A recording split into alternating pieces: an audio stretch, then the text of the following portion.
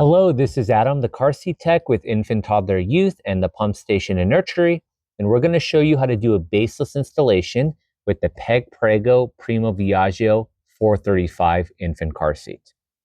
So before you can do the baseless install, you need to make sure that your child is actually strapped into the car seat correctly. You're going to set it down in the back seat on the seat you're using. And then we have to move our handlebar toward the trunk. There's a gray button on both sides of the handlebar. You have to squeeze them both in order to move it forward. Our belt path is on the handlebar, but the handlebar also acts like an anti-rebound bar to help reduce forward motion. We can now grab our seatbelt. Our seatbelt is going to go over the car seat. We're going to buckle in. We're going to make sure that the lap belt goes through the belt path. There we go. Our shoulder belt actually has two options. If it's not long enough to go around the back of the car seat, you're just going to let it go straight back up to the shoulder belt.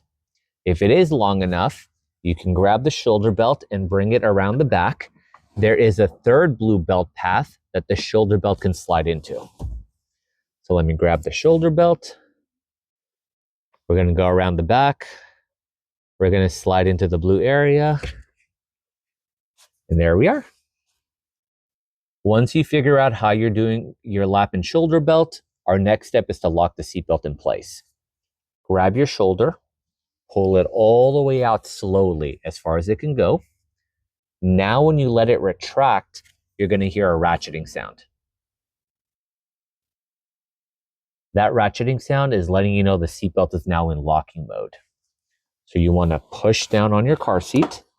You're going to pull on the shoulder belt, and you want to feed all of the slack back into the car so that way it continues to lock.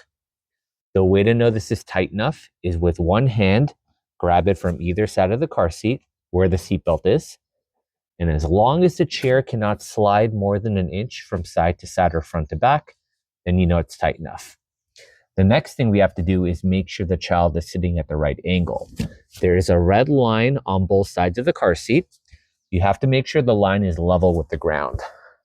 If it's not, you can adjust the tilt of the seat, and you just have to eyeball it as best as possible.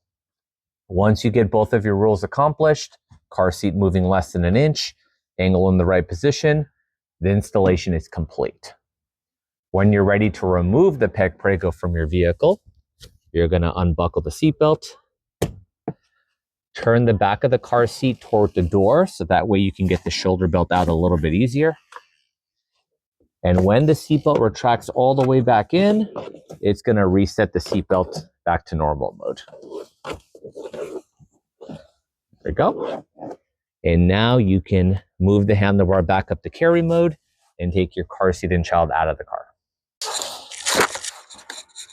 Thanks for watching the video. Don't forget to follow, like, and subscribe to support the channel.